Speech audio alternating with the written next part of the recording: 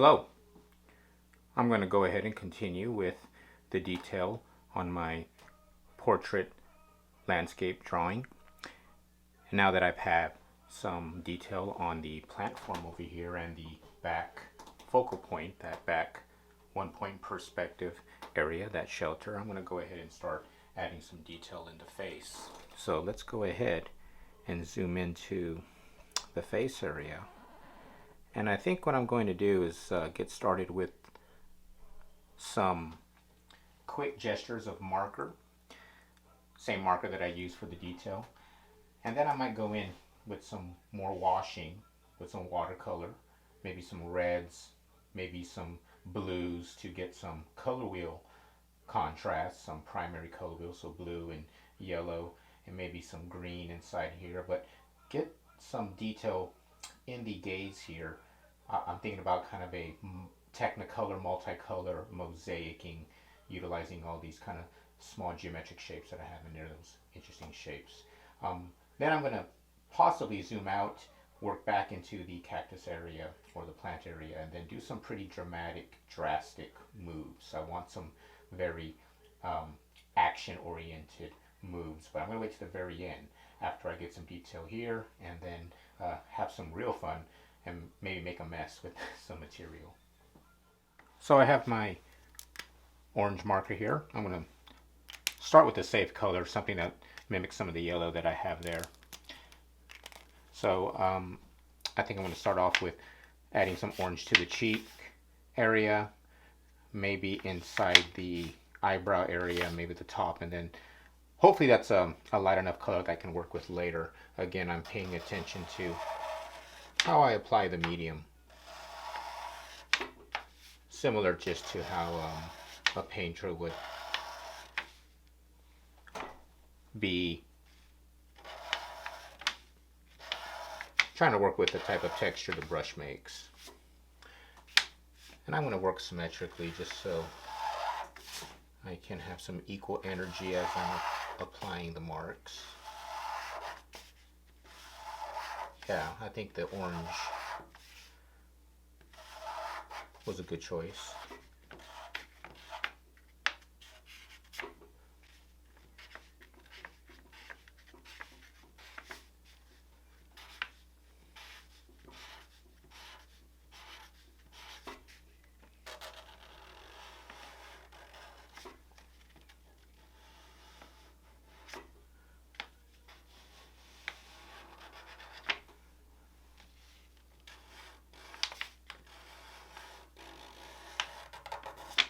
Again, if you're ever using marker, and this is any type of marker, understand that you're working with the controlled watercolor basically. So the transparency always should be considered as you're adding. Never consider markers like paint or you know, a solid color. It's almost like you're working with sheets of glass that everything you're going to be doing on top of that will be transparent. Okay, so let me try go ahead and fill this in. I'm going to go ahead and use the sharp tip.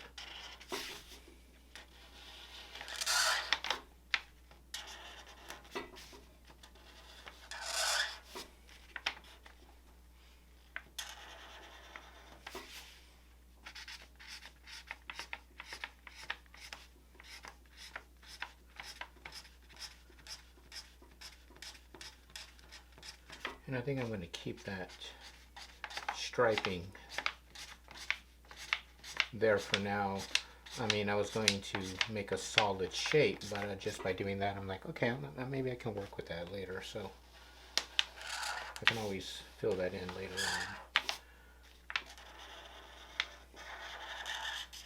on.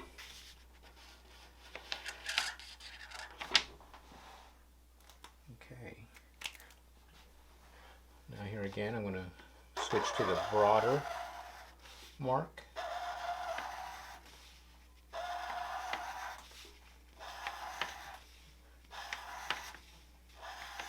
Maybe I can make kind of like a ridged area with the banding. Maybe leave a little negative space in between. Yeah. It almost kind of has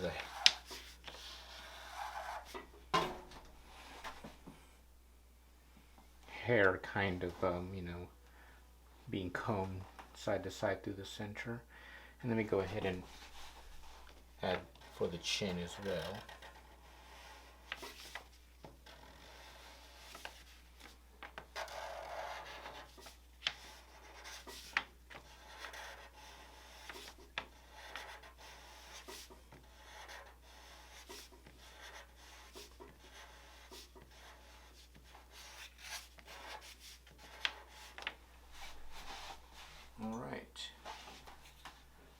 So that's a good first step for the face. That gives me kind of a foundational layer, and I like that it's darkened up the whole face in general, more appropriate for the landscape. So now I'm going to go in and make some decisions on the inner eye with some more color. So let's go ahead and zoom into the eye area.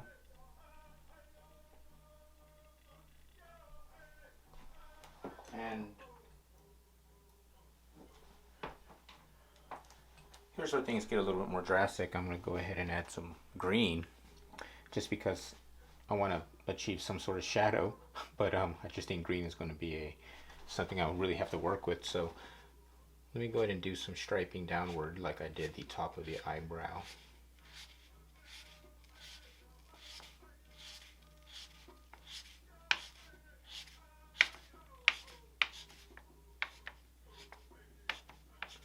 Yeah, that's interesting. It'll also merge in some of the life of the cactus plant form I have on the right. And that mixed in with the red gives it a nice dark tone.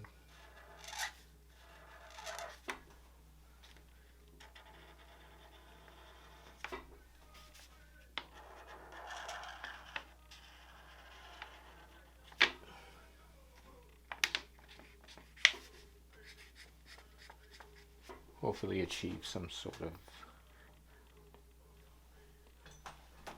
depth and definition in the center.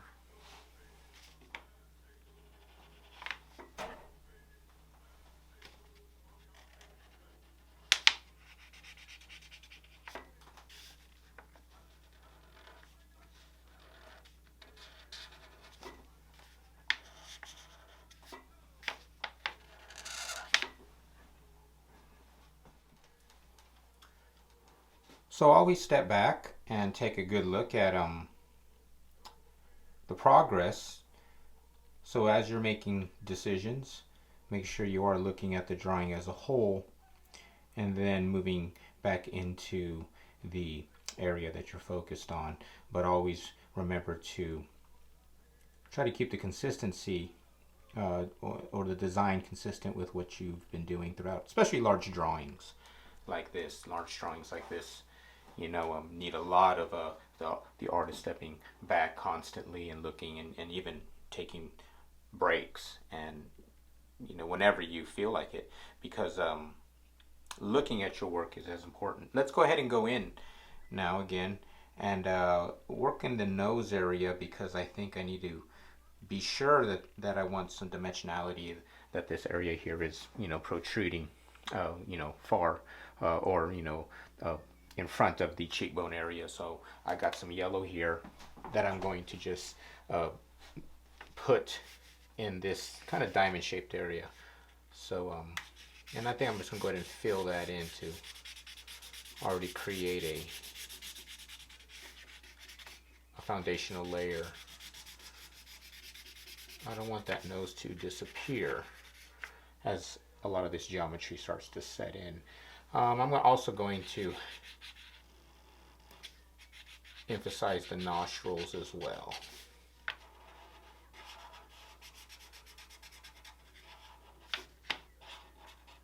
Real simple.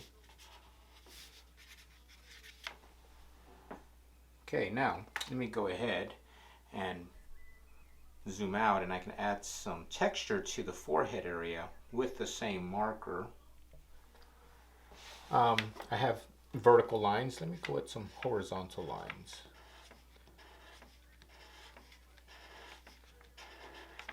Good, and I have this form already created here with the watercolor. I'm just going to go ahead and outline that and continue on with the horizontal striping. You know, and I'm just making these decisions as I'm going along with the marks. I've thought about it as I was looking at it in a break time, but let it flow. Okay, now add some of that vertical line in that center. Again, remember that transparency. Try to work with it. That's what's nice about these alcohol-based markers.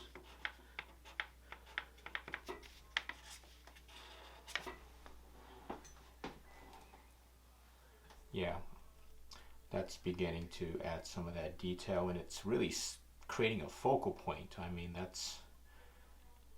that area is really competing now with that background space that I have here. This kind of shelter. You can see how that's creating another area for the viewer to dive into. And it's appropriate being the, you know, center point of the eye. So continue back into the head. And now think about the mouth area. I have this open mouth form.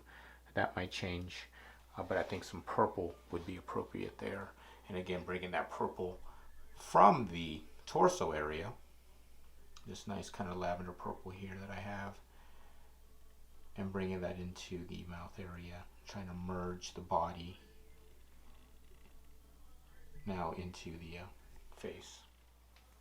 So I'm going to start out, before I go in with purple, I'll go with some pink first.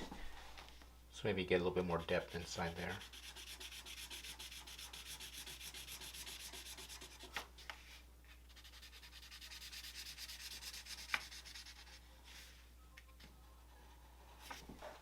And then go in with some purple.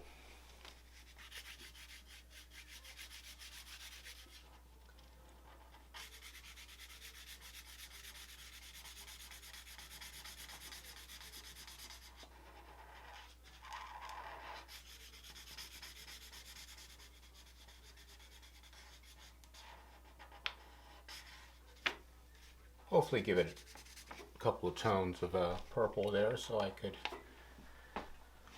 just have a little bit of depth. And then I'm going to kind of do the same thing up here in the eye area so I can have some interesting dramatic kind of eye.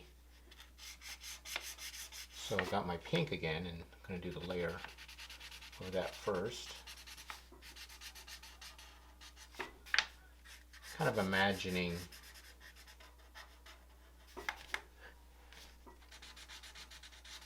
some sort of interesting eye protection that this person is wearing that is somewhat futuristic, or you know, netherworldly. A quick step back just to see some of the progress. I think that I need to make some decisions on what I'm going to be doing on these side earpieces, and I want to bring in some of this nice blue that's happening in this background mountains.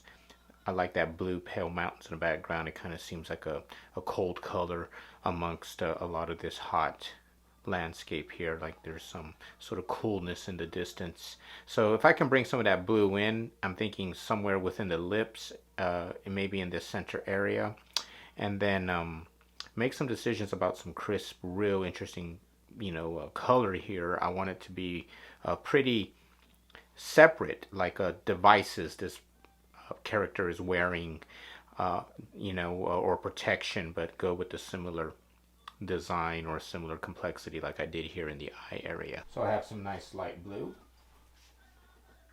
I'm going to add it to the lips here and create some nice contrast between that yellow.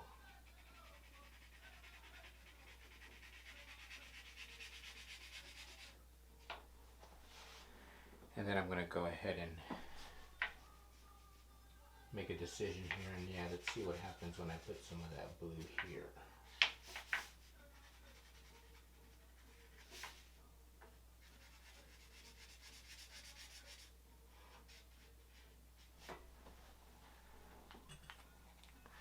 And let's go ahead and move some blue into the area here. And again, you know, just going with the flow.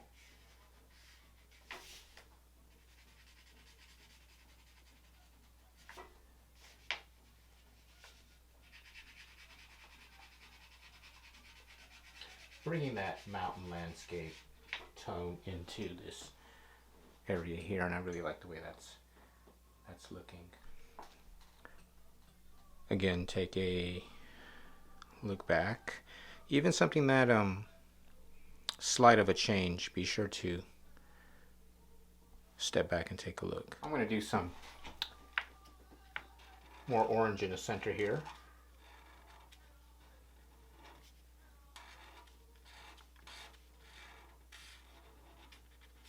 And then right here, hopefully give the tip of the nose some definition.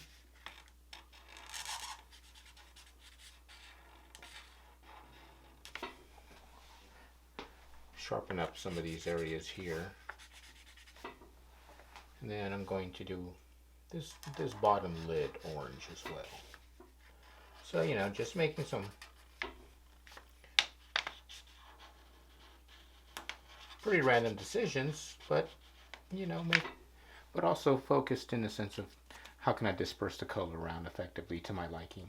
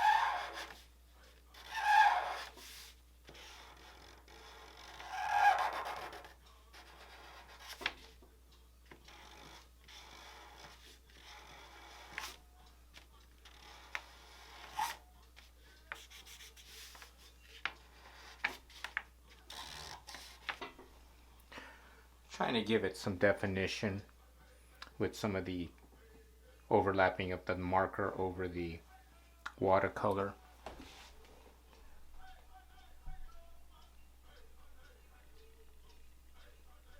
I'll do the same thing at the top.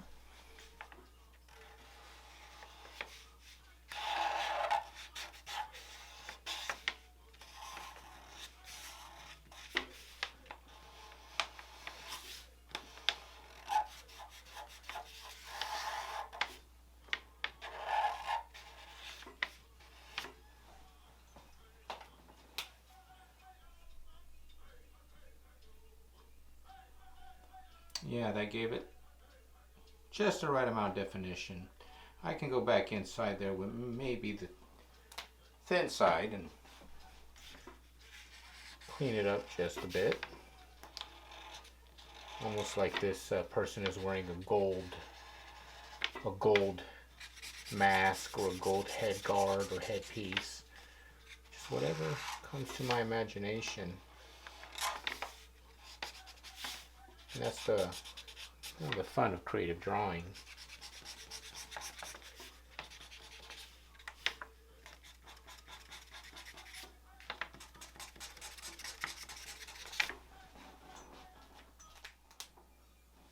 So I'm going to work in this outside area here, these earpieces, and I've decided to go contrasting with the orange and the hotter colors that are in the majority of the face. I know I got some cool colors in the blues and the pinks, but bring some green out into that back area. So let me see.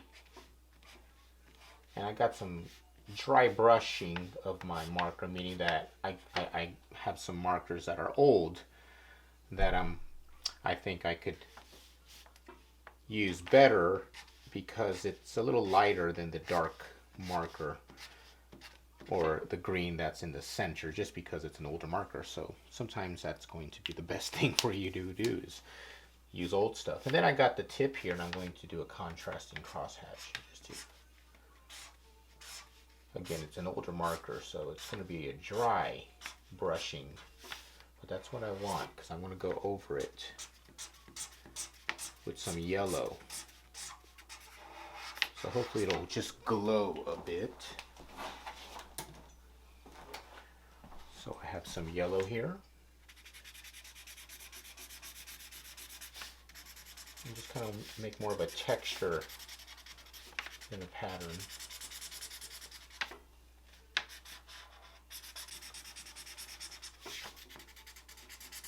Again, I'm working with the transparency of my medium. I'm not trying to fight the medium. I'm trying to take advantage of what it does do versus forcing it to do something it doesn't want to do. Nice. Yeah, I like the way that looks. Again, it's a contrasting texture, and it's contrasting with the blue, so it separates that background landscape. So I'll continue on with that. Then I'll bring the darker green in and maybe define the edge of that shape.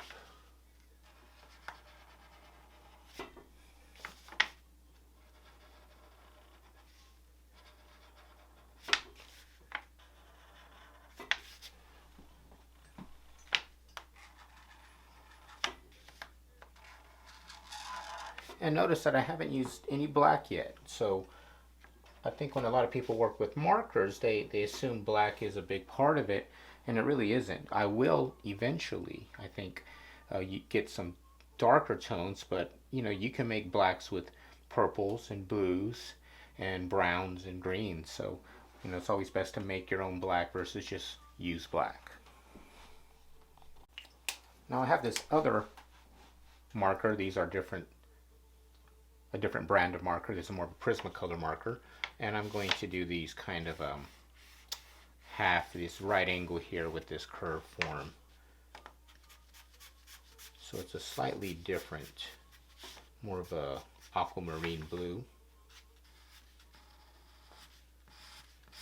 Again, trying to create more of a texture rather than a pattern. So I'm going to go in different directions in a kind of a cross hatching, a messy cross hatching.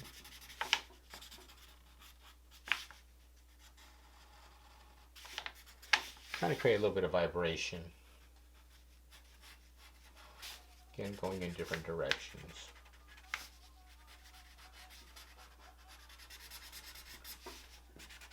Again, dry brushing as well, making sure that it's, a dry mark. Gives me that transparency that I'm trying to use.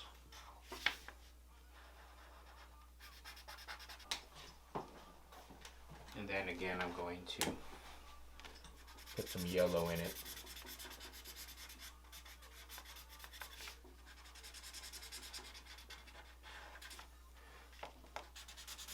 Change the tint.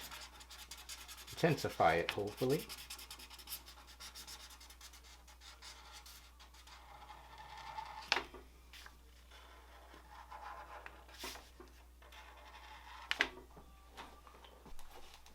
Next color I chose is red. I haven't really used a dominant red, more of a washed red, and this orange, so I have these kind of bars here from my grid that I'm going to see what red looks like inside there. Pretty intense, but I think this controlled rectangle shape would be perfect.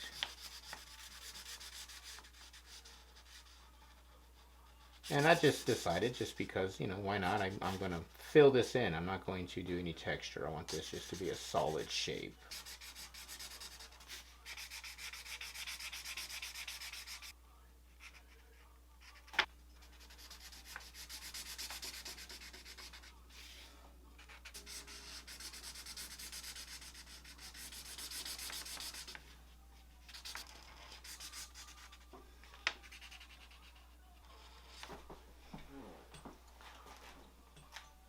Yeah, that's pretty strong.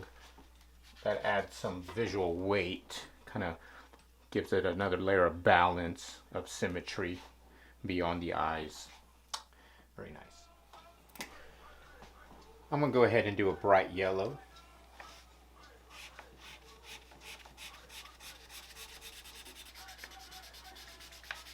I'm imagining these large, either golden device or jewelry just all over this character. Just gold is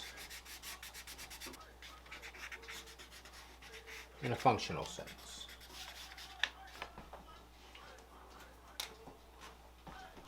And then I'm going to see what a purple looks like over that.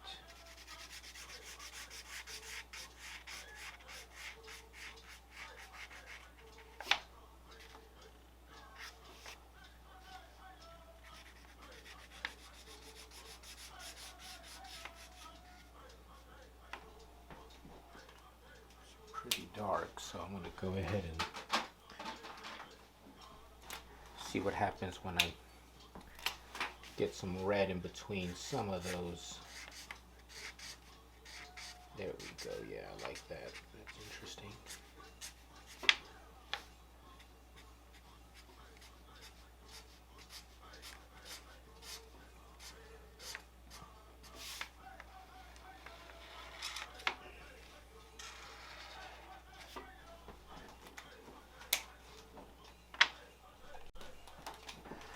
I'm going to take some of that same idea. I kind of like what happened up here in this kind of spiky section. I'm going to do the same thing with my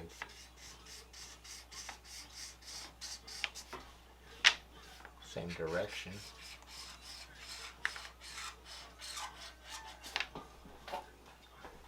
Do something pretty. There you go. See what happens when a red goes inside there. Why not? Sometimes you just gotta see what it looks like and not worry about it. And fortunately, I like that. Yes. Let's go ahead and continue on with that. Maybe down here with some orange.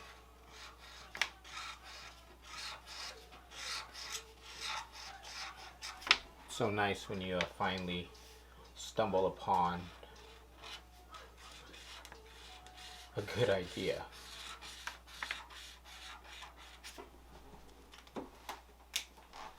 Okay, and then let me go ahead and do another risky move and see what happens when I put a blue on the interior. That's the aquamarine.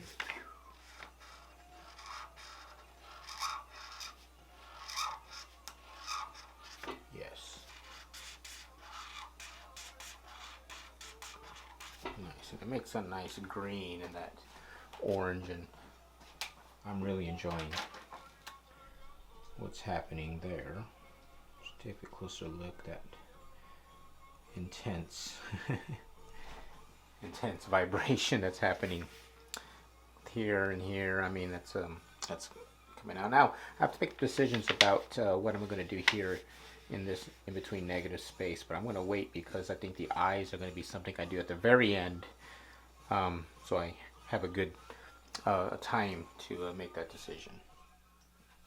So I went ahead and drew a few more grid lines horizontally, so I can really make this part of the earpiece or the side head gear or whatever that would be mechanical. So I'm going to finally use some black, and it's only because I want this to look almost machine-like. So I have my little straight edge here, and I'm going to use the sharp end of my black marker. And first I'm just going to try to emphasize some of the red, clean up that edge.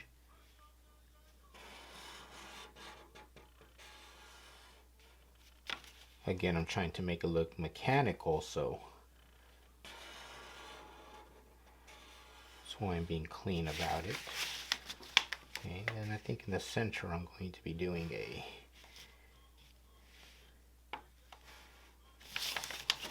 kind of a black bar.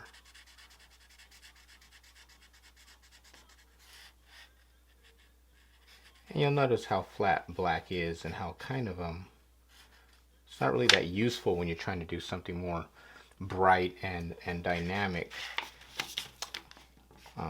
But in this shape here, or in this device I'm trying to kind of make, it's going to work perfectly since it's supposed to be an artificial mechanism.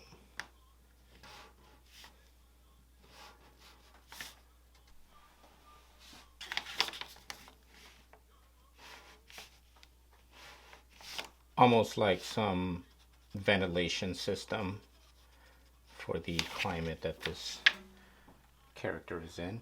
Let me go ahead and now let me thicken up these lines. Let me do another layer so I have a nice thin little line in that center.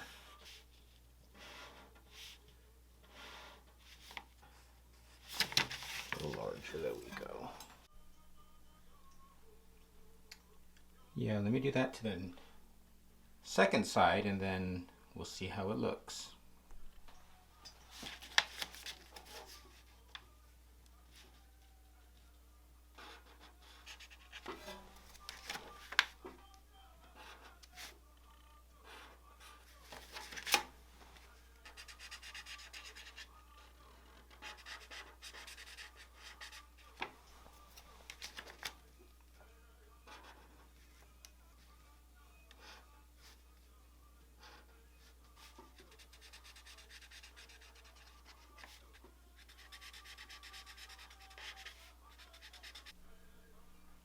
Okay, so that, wow, that really does pop.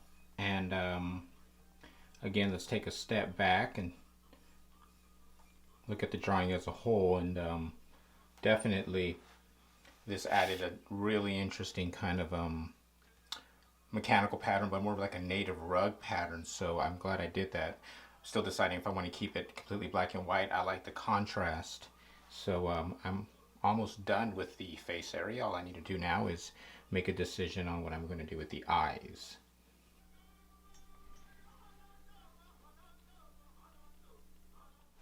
So for the eyes, I'm going to go ahead and switch mediums and go to a watercolor brush with some watercolor. I think to have the eyes a little bit more fluid, so it looks a bit more infinite. And I'm going to try to use maybe some greens, some blues, some browns to make kind of a interesting hazel eye. I might even utilize these 4 pie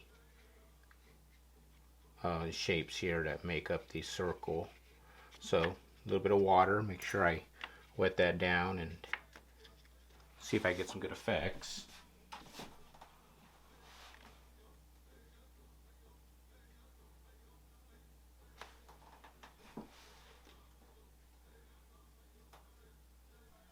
Some green.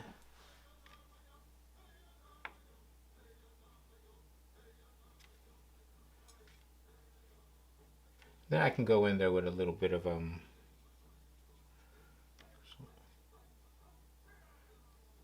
marker or even Prismacolor a little bit, maybe some colored pencil.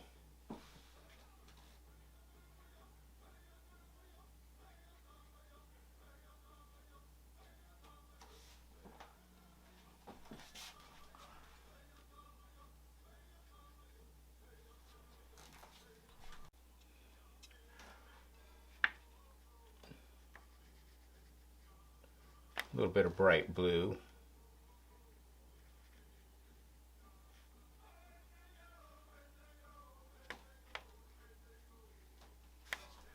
Got some alizarin crimson.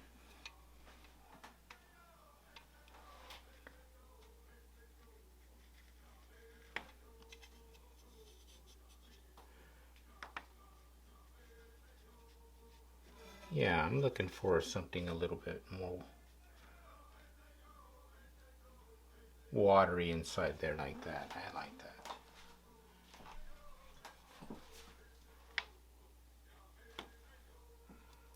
What's nice about subtle detail like this is that, you know, it gives the viewer something to to step up, you know, a reason to step up to the paper and really observe some of this small little detail, and it's nice to do.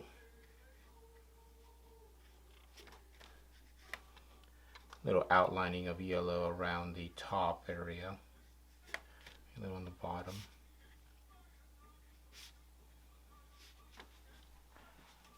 Yes, and just like that, I think it adds a little bit of life to the to all the geometry, you know, the little flatness of some of the markers. So I'm glad I did that.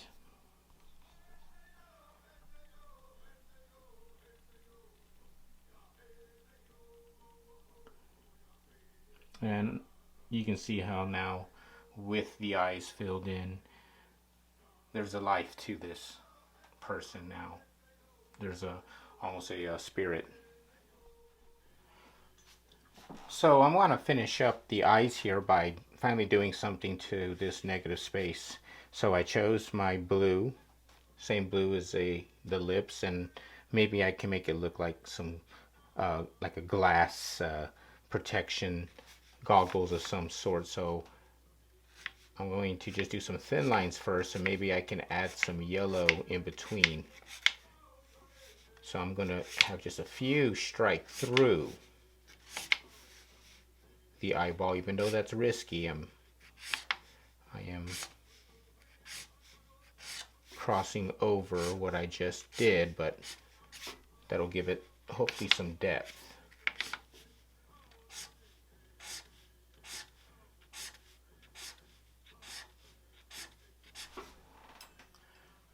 I think it worked. Okay, let me finish off this side. Strike a few through the detail of the eyeball.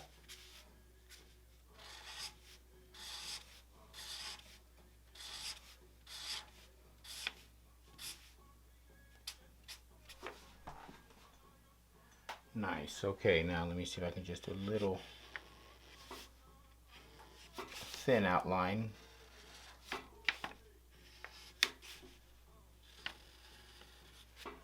Leave a little bit of space in between.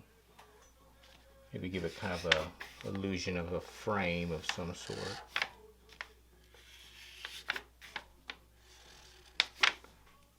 Now I'm going to grab some dark blue. One thing I haven't used is dark blue, and I'm going to try to add some reflection bars in the glass or the goggle area. So let me go back in. And I'm going to go ahead and grab my small straight edge and choose some strategic points so I can place some thicker, bolder lines. Okay, right there, maybe.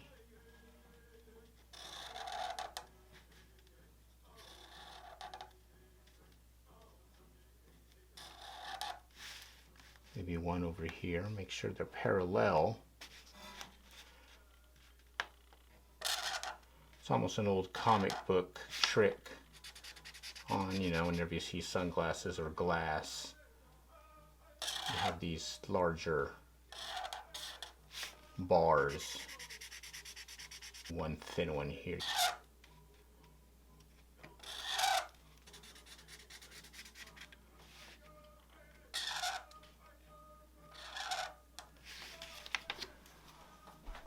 Okay, one more. I could see one more right here.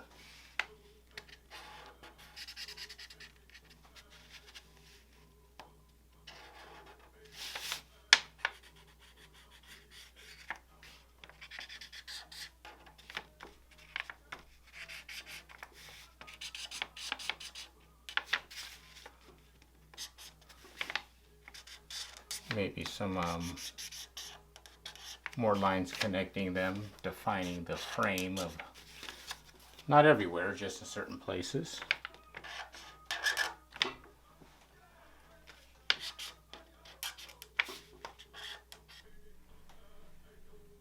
And yeah, that helped give those cool spectacles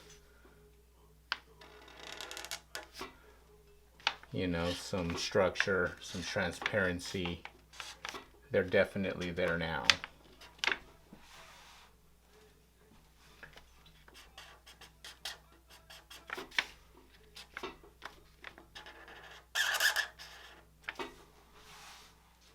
Yeah, I like that. Here is the wide shot of the drawing. Now, this is the end of the video because there's so much more I could do to a piece like this or a drawing like this, as you can see with all the transparency and just the layering I've done in this part 6 demonstration. You know, I can keep going as far as I want to, getting thinner and thinner with pen and ink, more watercoloring, and you can just keep going until you know you get a dimension that you know I want. So, but as for a demonstration, you know, and as to not to make a 20 part or a 30 part video, which I easily could in a process like this, I think that this is a good stopping point for me to look at it, live with it, and then slowly decide on added detail if I want to. Sometimes the unfinishedness of certain types of drawings, especially drawings like this open washing, you know, the background not having, you know, all the detail, you know, that I can put in there, but it allows room for the viewer or for me to just continuously imagine what that could be. And sometimes that all art really needs to do is just provide you or the artist, you know, some clue or just some direction, and let the imagination do the rest. But I do like what I have. I do like the image that I created using the simple formula. I hope that if you do this a demonstration, if you try something like this, utilizing the grid, utilizing, you know, the grid to create a symmetrical portrait, and then creating a 1 point perspective with a 4 point structure like we did in all these parts of this portrait composition demonstration. I hope that something develops that is truly uniquely yours, and leaning on the you know, the anchors and the backs of composition and what artists have done, and the formulas that we've used. There's still so much more avenues of exploration we could you could you know, go through and discover, utilizing those same principles that have been used for so long. There's a reason why we continuously go back to the foundational concept of composition, the horizon, the land, and then of course using your imagination, your subconscious to fill in the blanks, creating a world of your own. So I really do hope that you do this and try it, and give yourself the time and the patience and the peace to really enjoy it and to really discover something new. Because what's been created here and what hopefully you will create is something that has never existed before, ever. And I think that's very cool, and really what art is all about. It's not about if you sell it, it's not about exhibiting, it's about sharing it with people that you care about, and with people that you don't know even, but more importantly that you discover something new for yourself, and it will continuously provoke you to discover more and more and more. Because as you can see, I can keep going, and there's no a way that any type of simulation could be created of this material, of this paper, and the fact that the paper and the ink have emerged together to create this image. It is now one. That paper has soaked in that pigment, and that paper was the tree at some point, the ancient tree, and the inks was the land at some point, and the paints were minerals and elements. So we're just recycling the beauty around us, and I do hope that you discover something new within your portrait composition and your landscape, and or whatever it is that you are making in any type of art form and medium. I work in all types of mediums, and I work simultaneously. And drawings like this I can put away, and the paper will be there, the materials will be there, the mediums will be there for me to continuously add when I want to and when I'm inspired to. But I do enjoy what's happened. I do enjoy the simple spirit guide in the background, the shelter. the place where this person is going or is carrying with them, either in their hearts or physically, or in this character's imagination. I do really enjoy how the mountains are really wisping with that cold mountain air in the background, and how that is contrasting well with the tightness and all the detail and the complexity of the face.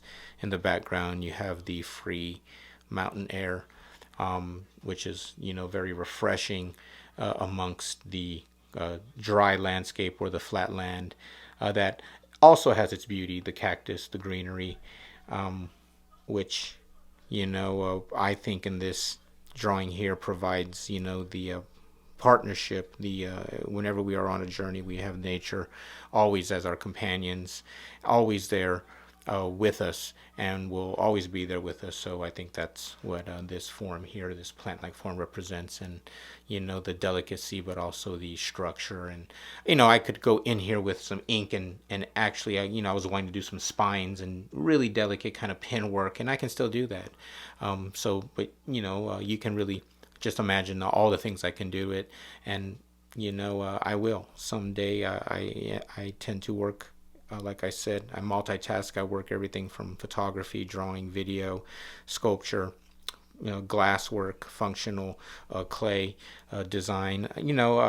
So I like to work with everything, and everything is one. So I have no problem with going to work on clay for a few weeks, and then this being there waiting for me when I want to pick up some color and recreate a world. So I do hope that you have fun. I do hope that you are at peace with your art making and your projects. I do look forward to making more demonstrations for me to share my art making processes with you all. And again, I appreciate your time, and I appreciate your interest, and I do look forward to making art with you and sharing art with you. Once again, thank you very much.